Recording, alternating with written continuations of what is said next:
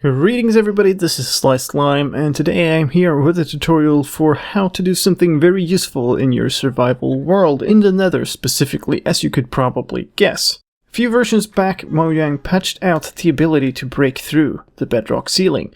Now a guy called Mirian Iario has figured out a way to do that yet again, and we'll see how long it stays this time. I'll link his video in the description, but I'm going to show you from start to finish all you need to do in order to break through the bedrock ceiling in your survival world. As I mentioned, this works on the latest versions of Minecraft, both 1.8.9, this is 15W51B, the latest snapshot for Minecraft 1.9. when I'm recording this. So the first thing you're going to want to do is find a suitable location, something that looks a bit like this. If you look at F3 and you aim upwards, you can see the last line in the second block of text says looking at 46 127 minus 9. What you want is a block that is at height 127, because that means that the bedrock here is only one block thick. So this is a good place to break through, because I have no bedrock underneath and only one layer of bedrock up above. So let's take a screenshot here so remember those coordinates. Now we need to get up onto the ceiling of the Nether. That used to be pretty easy with ender pearls. You could just spam them and you would end up on top. Not so easy anymore in Minecraft 1.9, but there is a pretty easy way. What you want is a situation that looks like this, an indent of 2 blocks, like so. Because if you have a 1 block like this, you'll glitch back out here. If you don't have that, you can create it for yourself. If you just have a space like that, just place another layer of netherrack like so. But we'll use this one.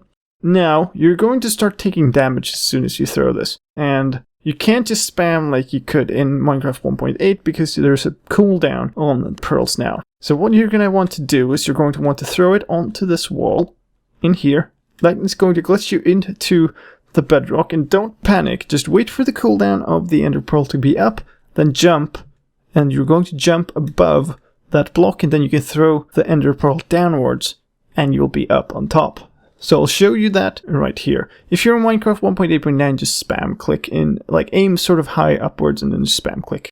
But here's how it looks in Minecraft 1.9. Throw, aim down, jump, throw. And you get a couple of attempts because it doesn't actually kill you. If you miss it the first time, you have 2 attempts, I believe, before you actually die. If you're worried, bring a regen potion, bring a golden apple or something, and you'll be fine. Now we're on top of the Nether. Now we need to find the block that we were looking at before. So it was, let's see, 46 127 minus 9. It's right here. So let's mark that out with some glowstone, and that also provides us with some light for when we're working here.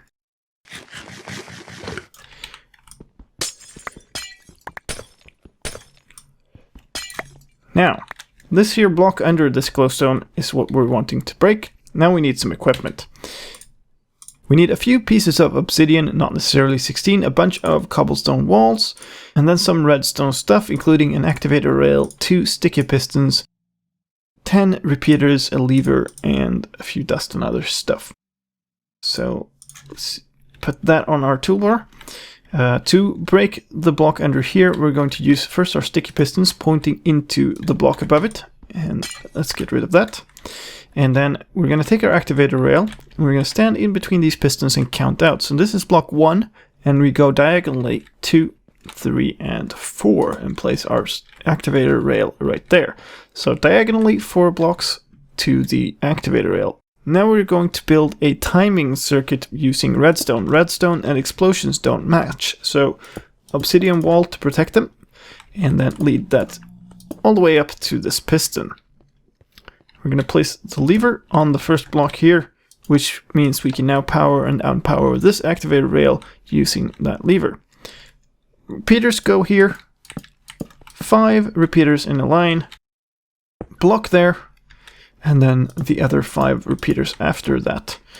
Now we have 10 repeaters here. We're going to set all of them to maximum delay, which gives us 4 repeater ticks delay per repeater.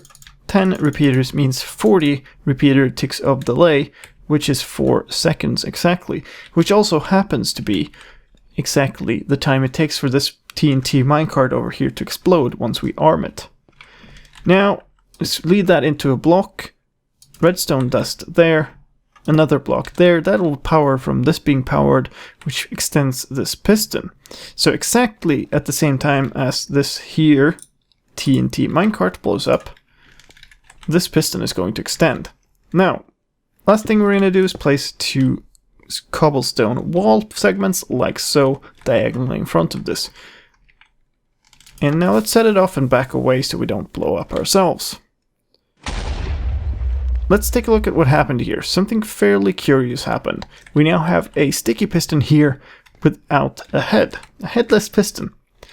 We want to keep it that way because it's going to be key to our little device here, but we also don't want to update it just yet.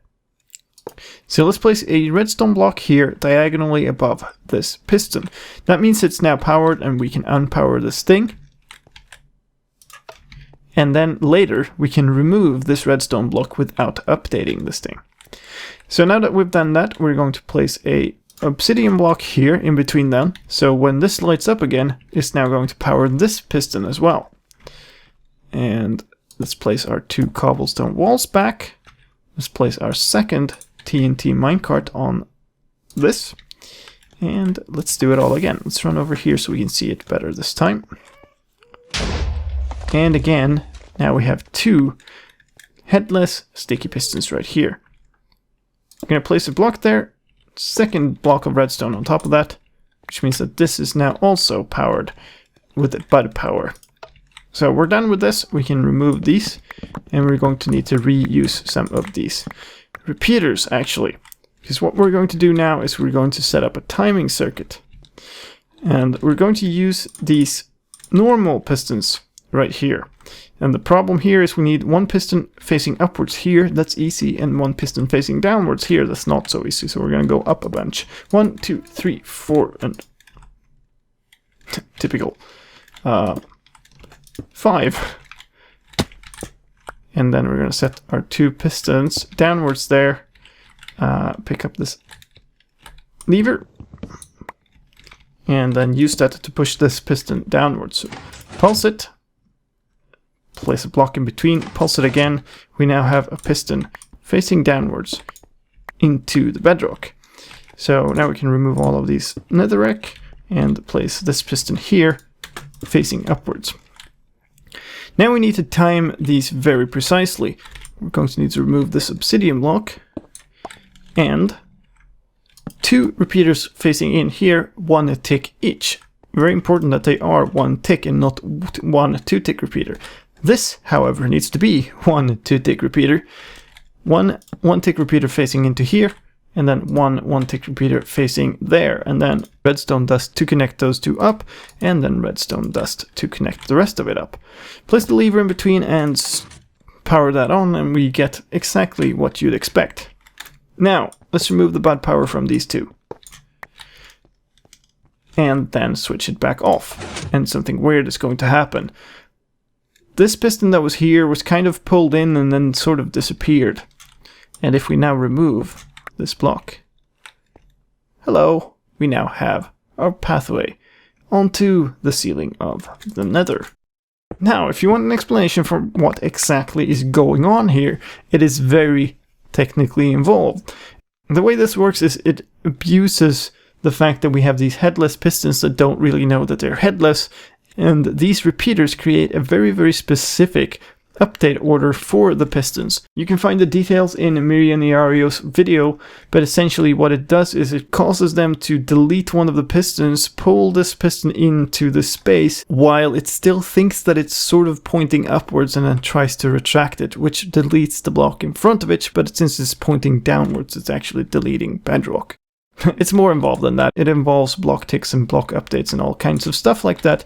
But if you just want to use it, all you need to do is follow the tutorial that I just showed you. Then you can clean all of this stuff up and you have yourself a nice hole in the Nether bedrock ceiling. And that's that for this time. Thank you very much for watching. My name is slicedlime, and I'll see you in the next video. Bye bye.